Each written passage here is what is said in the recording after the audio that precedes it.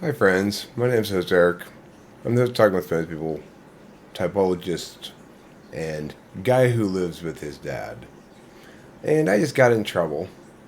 And if you were a very avid viewer of this channel, you may additionally know that Rachel got in trouble like a week or two ago because she ate a bowl of cereal, of his cereal with his milk. He doesn't want us doing that, okay?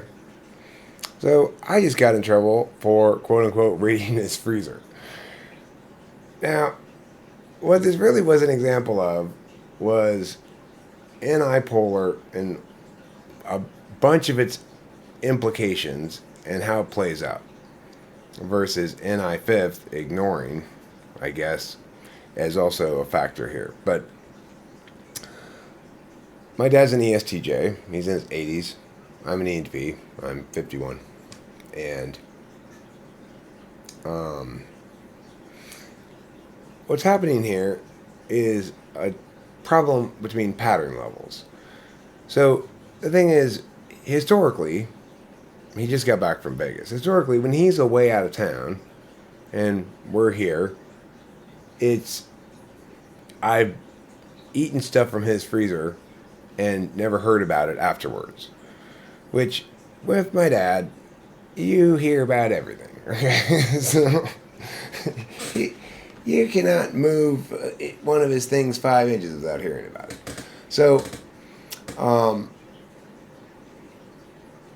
I concluded or intuited from that there is a different set of rules regarding how we behave with the kitchen when he's gone and we're more of a house sitting capacity than when he's here, in which case we just stay the fuck out of the house. Okay? We got our own part of the house, we stay out of his part of the house. There's no reason to even go over there. Of course, the thing is, we do see him and eat dinner with him sometimes. We do go in there sometimes, and we're certainly welcome to go in there as we need to. It's not like we need to knock or anything. But it's also the case that it's more trouble than it's worth because it's difficult for us to anticipate exactly what the rules are clearly enough to adhere to them. Because in the same breath that he's telling us not to do X, he's saying, feel free to do Y, and it's difficult to generalize any meaning out to any questions not specifically addressed. So, in this instance, Rachel got busted a week ago for eating cereal. And I got mad at her because I understood this question of whether or not we eat stuff in the house to be binary. No, we never eat his stuff. And I concurrently held the position that it's different when he's out of town and because we're empowered to use the kitchen more. And I have a history of grabbing the frozen dinners of his that I like from his freezer if we don't have any frozen dinners. So, because they're easier than cooking other things that I might cook, basically. And I never got into trouble for it. I inferred from this distinction between rules regarding the kitchen when he's home, rules regarding the kitchen when he's not. But most recently, Rachel has gotten in trouble, and he had articulated as a rule, don't eat stuff in my fridge and freezer again. So from his perspective, the fact that I raided his freezer after he had that conversation with me a week ago was salient in the matter. And I said, oh, I'm sorry, my bad, I applied the wrong, rule of thumb here, I guess. And I didn't even really get a chance to articulate what the rule of thumb was. It's not like he was mad and yelling or anything. He was just like, what calves, So, anyhow,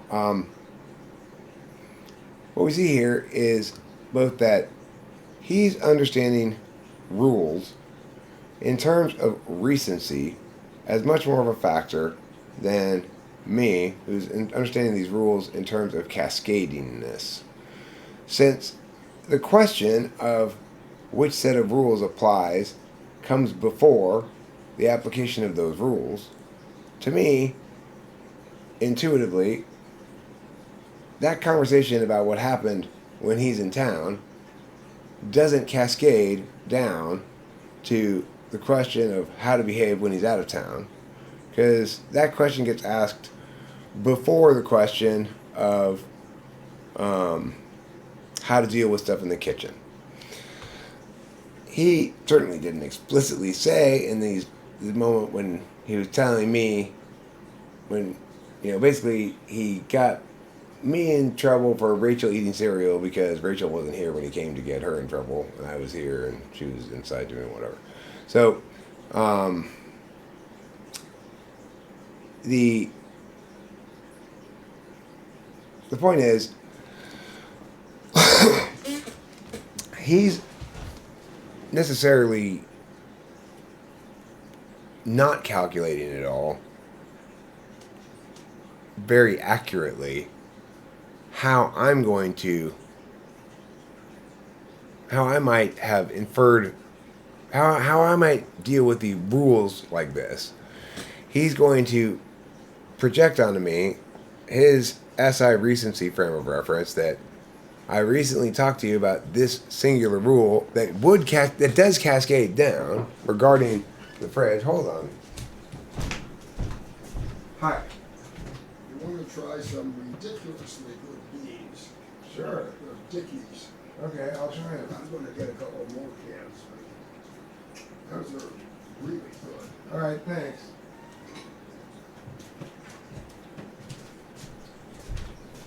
That was my dad giving me some beans.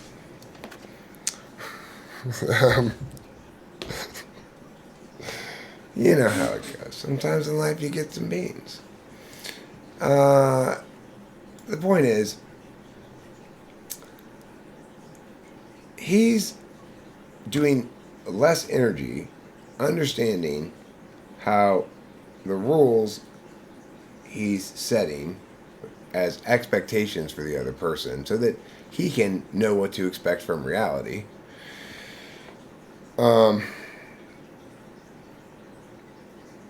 He's not taking into account very effectively ways in which how they get processed as meaning objects might differ from his own default way of processing them.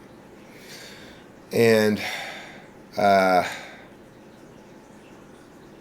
it's difficult to even, I didn't even attempt. I don't know if I would be able to or not. I don't care to because I'm not sure what the point would be, but to try to explain to him like why, because it's clear he's baffled as to how I cannot have gotten that I shouldn't eat shit out of his fridge. I mean, he just told me don't eat shit out of your fridge. And it's like, this explanation, I think he would just get frustrated with it partway through. I would predict, although I don't want to actually test it, that you get frustrated with it partway through because it's asking him to think on those kind of cascading frame levels and afford them weight as abstractions when they're basically inconsistent with his values as a person and in any kind of practical, engaging, instrumental kind of a way. They're just upheld kind of as a value or an ideal. So I don't know how that would go, but regardless, this video isn't very good. The end.